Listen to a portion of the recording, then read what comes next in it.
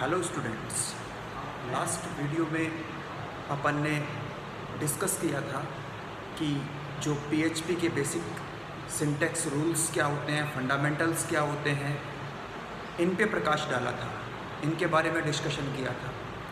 अब अपन further proceed करते हैं कि ये जो पीएचपी लैंग्वेज होती है इसको सिस्टम में डाउनलोड कैसे करते हैं, अपन सिस्टम पे इसका प्रोग्राम रन कैसे करते हैं। सबसे पहले मैंने आपको ये बताया था कि ये चीज़ें ओपन सोर्स कैटेगरी के अंतर्गत आती हैं, चाहे वो पीएचपी हो, चाहे वो अपाचे हो, चाहे वो MySQL हो। ओपन सोर्स का मीनिंग भी बताया था, वो सॉफ्टवेयर जो अपन को फ्री ऑफ कॉस्ट अवेलेबल रहते हैं, जिनका लाइसेंस परचेज करने के लिए कोई पेमेंट नहीं करनी पड़ती, उनको अपन ओपन सोर्स के नाम से जानते हैं। तो पीएचपी ओपन सोर्स है, अपाचे ओपन सोर्स है और MySQL ओपन सोर्स है। तीनों मिलके कंप्लीट टेक्नोलॉजी बनाते हैं, ये चीज़ भी अपन डिस्कस कर चुके थे। तीनों को अपन इनकी ऑफिशियल वेबसाइट से फ्री ऑफ कॉस्ट डाउनलोड कर सकते हैं। एक तो तरीका हो गया ये। दूसरा तरीका, जो आपके पास ऑपरेटिंग सिस्टम है, कंप्यूटर सिस्टम में ऑपरेटिंग सिस्टम का होना मस्ट होता है। आपके पास विंडोज़ ऑपरेटिंग सिस्टम है तो विंडोज़ ऑपरेटिंग सिस्टम के लिए आप इनको डाउनलोड कर सकते हैं वेब सर्वर के थ्रू। WAMP, W का मतलब हो गया विंडोज़ ऑपरेटिंग सिस्टम, A का मतलब अपाचे, M का मतलब MySQL और P का मतलब PHP। तो वेब सर्वर को डाउनलोड कर सकते हैं। दूसरा हो गया आपका लाइनक्स ऑपरेटिंग सिस्टम। अगर आपके पास कंप्यूटर सिस्टम में लाइनक्स ऑपरेटिंग सिस्टम है तो आप लैम्प सर्वर को डाउनलोड करेंगे।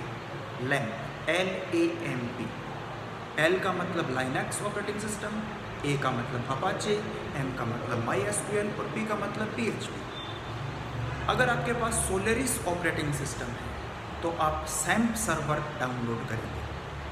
SAMP, S का मतलब सोलेरिस, A का मतलब अपाचे, M का मतलब MySQL, P का मतलब PHP। और अगर आपके पास एप्पल का मैकिन्टोश है, मैक ऑपरेटिंग सिस्टम, तो आप मैम्प डाउनलोड करेंगे। MAMP, M का मतलब मैकिन्टोश ऑपरेटिंग सिस्टम, A का मतलब अपाचे, M का मतलब MySQL, P का मतलब PHP। जो ऑपरेटिंग सिस्टम आपके पास अवेलेबल है उसके अकॉर्डिंग आप इनको अपने सिस्टम में कॉन्फ़िगर कर देंगे। प्लस इनके अलावा एक जैम्प सर्वर भी होता है, XAMPP। यहाँ पे जो X है उसका मतलब रहेगा क्रॉस प्लेटफॉर्म। क्रॉस प्लेटफॉर्म का मतलब ये होता है कि एक ऑपरेटिंग सिस्टम में आपने किसी एप्लीकेशन को डेवलप कर लिया है तो वो सब ऑपरेटिंग सिस्टम पे रन करेगी। तो A का मतलब अपाचे, M का मतलब MySQL, P का मतलब PHP और लास्ट वाला P है, इसका मतलब होता है पर्ल लैंग्वेज के लिए, जो अपने सिलेबस में नहीं है, जिसको डिस्कस नहीं करेंगे। तो ये चीज़ें अपन को सीखनी है कि सिस्टम में अपन इसको रन कैसे करेंगे, सिस्टम में इस प्रोग्राम को अपन कॉन्फ़िगर कैसे करके इस टेक्नोलॉजी को और प्रोग्राम रन कैसे करेंगे। तो अपन अपना जो सिस्टम रहेगा उसको लोकल होस्ट बनाएंगे और XAMPP server, Google search bar में डाउनलोड जैम्प लिखेंगे, XAMPP, इसको डाउनलोड करेंगे विंडोज़ ऑपरेटिंग सिस्टम के लिए। डाउनलोड करने के बाद अपन इसमें नेक्स्ट करते फिनिश करते चले जाएंगे। जो चीज़ें इनेबल करनी होंगी, जैसे MySQL हो गया, इनको इनेबल करते चलेंगे और फिर अपाचे और MySQL को स्टार्ट करना है। स्टार्ट बटन होगा, उस पर क्लिक करना है, स्टार्ट करेंगे। फिर इसके बाद इसकी PHP की जो कोडिंग होती है वो नोटपैड में होती है। नोटपैड में अपन प्रोग्राम बनाएंगे और नोटपैड में प्रोग्राम बनाने के बाद अपन उस प्रोग्राम को कॉपी करके htdocs में कॉपी करेंगे। htdocs में कॉपी करने के बाद अपन कोई भी वेब ब्राउज़र ओपन करेंगे। वेब ब्राउज़र में लोकल होस्ट टाइप करेंगे। लोकल होस्ट टाइप करने के बाद अपन जो प्रोग्राम जिस नाम से अपन ने सेव किया, जैसे amit.php, ध्यान रहे एक्सटेंशन नेम जब आप नोटपैड की फाइल बनाओगे तो उसमें चेंज करना है आपको, .php करना है, उसको रीनेम करना है। तो .amit.php में आपने जो भी प्रोग्रामिंग कोड लिखा है वो रन करके आपको स्क्रीन पर ब्राउज़र आउटपुट शो कर देगा। लोकल होस्ट इसलिए बोल रहा हूँ कि अपन ने सिस्टम को लोकल होस्ट बनाया है यहाँ पे। तो लोकल होस्ट के बाद अपन जो भी प्रोग्राम है विद एक्सटेंशन नेम अपन उस फाइल को रन करेंगे और वो अपन को स्क्रीन पर आउटपुट शो कर देगी। तो इस तरीके से ये प्रोग्राम्स हैं वो अपन को सारे रन करने हैं 1 बाय 1। इंस्टॉल करने का तरीका और एक प्रोग्राम को, छोटे से प्रोग्राम को रन करने का तरीका मैंने आपको बता दिया। इस तरीके से प्रोग्राम अपना रन होगा। स्टेप बाय स्टेप इंस्टॉलेशन की प्रोसेस और प्रोग्राम रन करने की प्रोसेस रिटर्न में मैं आपको दे दूँगा। नेक्स्ट वीडियोज़ में से पहले, या अपन यूँ कहें कि नेक्स्ट क्लासेस से पहले, अब मैं आपको इसके जो PDF फॉर्मेट में नोट्स हैं वो सेंड करूँगा नेक्स्ट क्लास से। तो जैसे अपने यूनिट फर्स्ट का मैटर हो गया वो मैं आपको PDF फॉर्मेट में सेंड करूँगा, वो आपको नोट करना है, वो आपको लिखना है। तो उस चीज़ को आप नोट डाउन कर लेंगे और उससे रिलेटेड कोई भी क्वेश्चन आपका होता है, उससे रिलेटेड कोई भी क्वेरी होती है, you can ask me without any hesitation. आप पूछ सकते हैं, वो मुझसे डिस्कस कर सकते हैं। अब देखिए जो PHP का ये अपन ने जो अपना पार्ट रहा है जो डिस्कस किया है अभी तक, वो PHP के बारे में हो, वो MySQL के बारे में हो, वो चाहे अपाचे वेब सर्वर के बारे में हो, वो जो सारा का सारा मैटर है, वो सारी की सारी हिस्ट्री है, वो सारे के सारे फीचर्स हैं और वो जो डाउनलोड के स्टेप्स हैं, ये अपना जो सिलेबस का पार्ट है वो बेसिकली अगर अपन बात करें तो एक तरीके से जो डाउनलोड वाला पार्ट और रन करने वाला पार्ट, ये अगर प्रोग्रामिंग लैंग्वेजेस से थोड़ा सा डिफरेंट है। बाकी जो बेसिक फंडामेंटल्स हैं, जैसे सिंटैक्स पे डिस्कशन किया था लास्ट वीडियो में, PHP के सिंटैक्स रूल्स कौन कौन से होते हैं, केस सेंसिटिविटी के बारे में डिस्कशन किया था।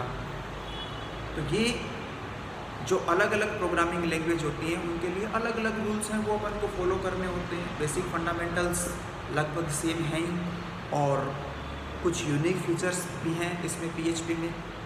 फिर इसके बाद अपना जो बेसिक फंडामेंटल्स के बाद अपन डेटाबेस की कनेक्टिविटी पढ़ेंगे। डेटाबेस की कनेक्टिविटी से हमारा मीनिंग क्या रहेगा कि PHP में आपने जो वेबसाइट बना ली और प्लस आपके पास MySQL में जो डेटाबेस है उसको कनेक्ट करना है आपको, उसको सर्वर पे अपलोड करना है आपको। तो कनेक्टिविटी में क्या होता है, कनेक्शन देखिए जनरली अपन यहाँ पे कुछ एक टर्म्स का यूज करेंगे। वो टर्म्स कौन सी होंगी? सबसे पहले आप मोबाइल फ़ोन ऑन करते हो, मोबाइल फ़ोन ऑन करते हो तो उसमें मोबाइल डेटा ऑन करते हो ना। मोबाइल डेटा ऑन करने के बाद आप इंटरनेट पे कोई भी काम कर सकते हैं। सेम वैसे ही यहाँ पे भी अपन को कनेक्शन को एस्टेब्लिश करना पड़ेगा और फिर अपना मोबाइल पे इंटरनेट का काम होने के बाद अपन मोबाइल डेटा को ऑफ कर देते हैं।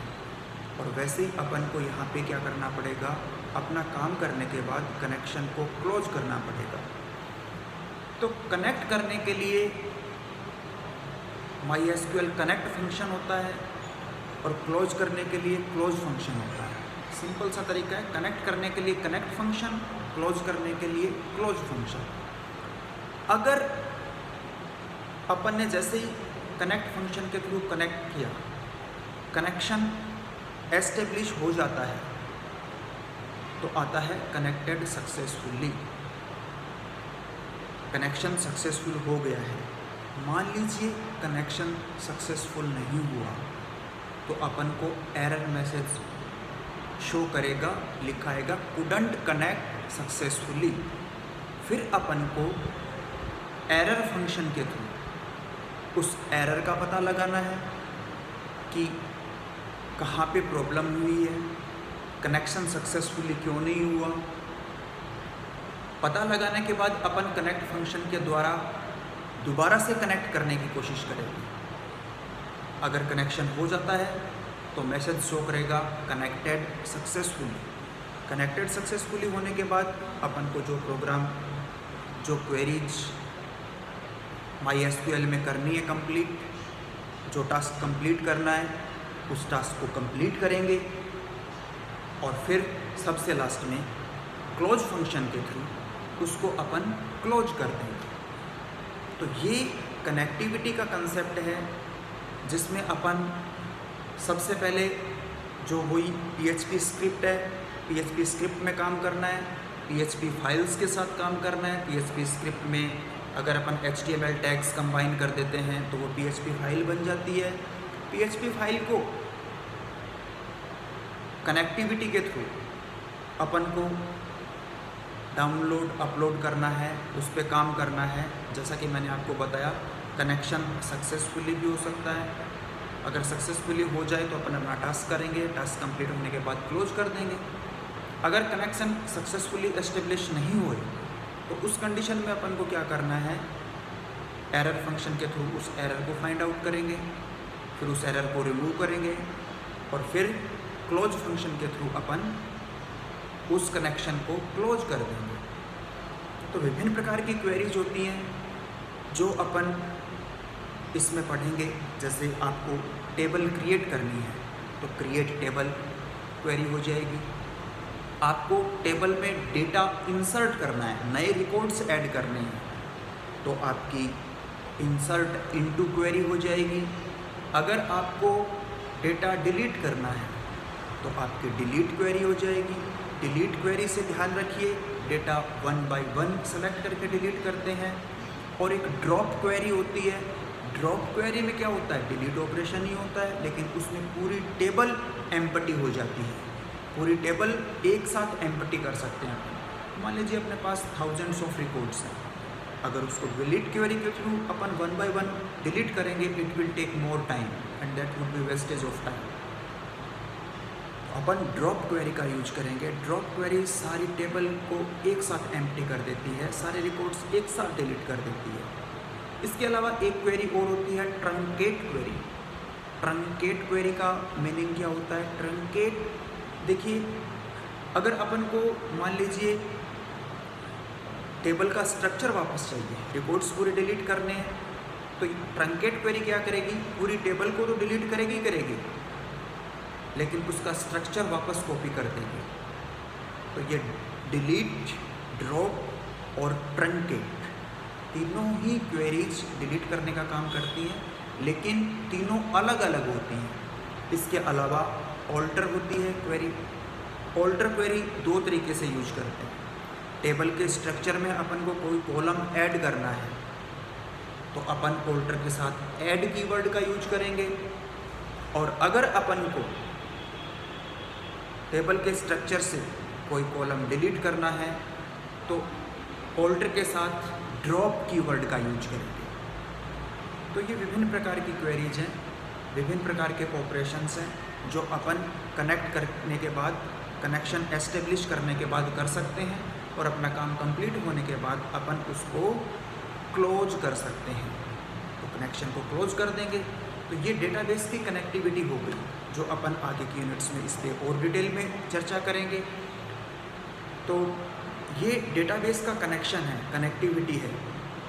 वो कनेक्टिविटी बेसिकली किसी प्रॉपर कनेक्शन को एस्टेब्लिश करने के बाद ही अपन कर सकते हैं और कनेक्शन एस्टेब्लिश करने के बाद उस कनेक्शन को अपन को क्लोज करना ज़रूरी होता है। किन्हीं कारणों से आपका कनेक्शन एस्टेब्लिश नहीं हो पाए तो एरर फंक्शन आपके पास, एरर फाइंड आउट करेंगे, एरर फंक्शन के थ्रू फिर वापस कनेक्ट फंक्शन के थ्रू कनेक्ट करेंगे, अपनी क्वेरी को आप कंप्लीट करेंगे और सबसे लास्ट में क्लोज फंक्शन के थ्रू उसको कनेक्शन को क्लोज कर देंगे और फिर स्क्रिप्ट वगैरह इनको PHP स्क्रिप्ट को क्लोज कर देंगे, PHP फाइल को क्लोज कर देंगे। तो अपना एक पूरा प्रोग्राम हो गया ये।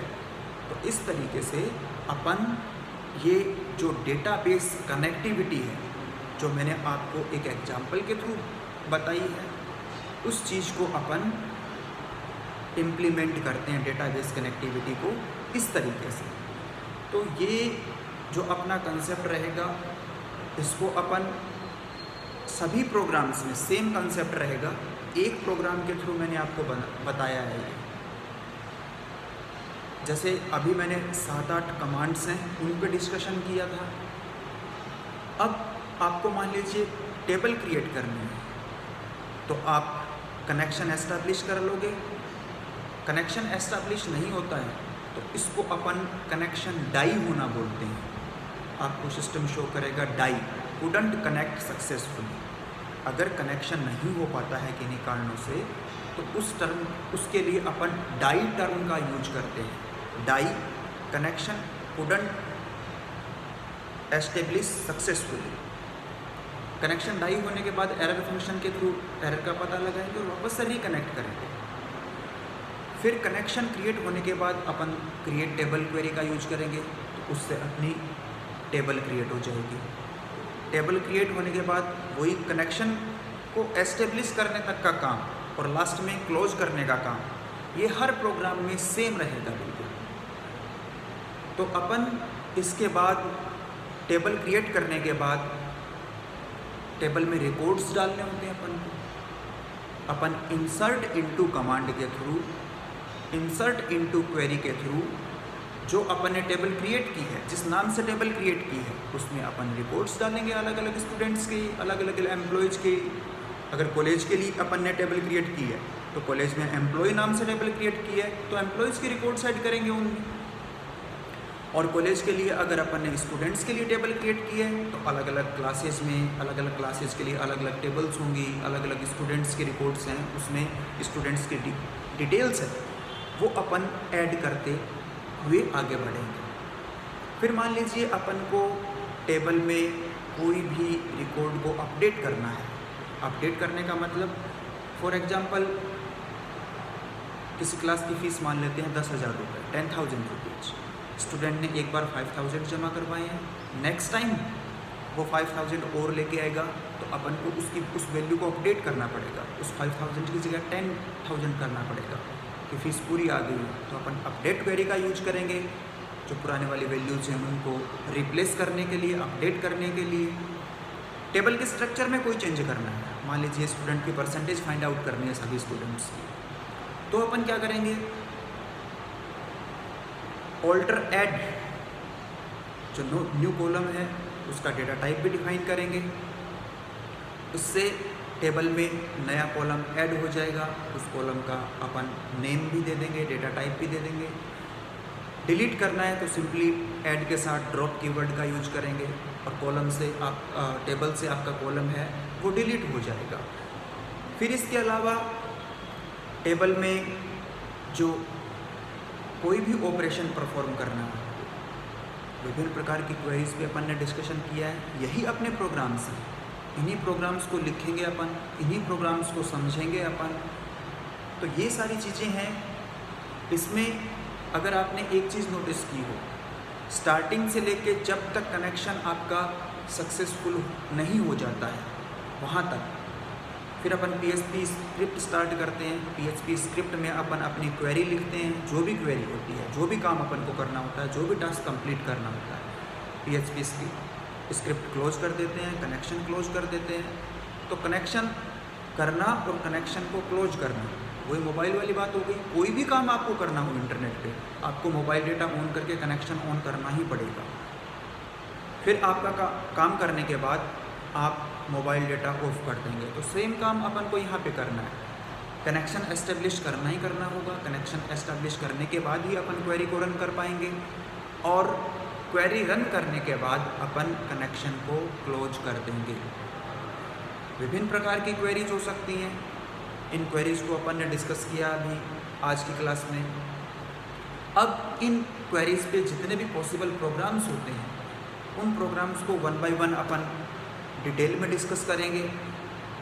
और अभी मैं आपको बता रहा हूँ कि जो अपने नोट्स हैं वो PDF फॉर्मेट में मैं आपको ग्रुप में ही, व्हाट्सएप ग्रुप में ही सेंड करूँगा, तो वो वहाँ से आपको नोट करने हैं। उनको नोट करेंगे और उनको लर्न करेंगे। आप जहाँ कहीं भी प्रॉब्लम आती है आप मुझसे डिस्कस करेंगे, आप मुझसे पूछ सकते हैं।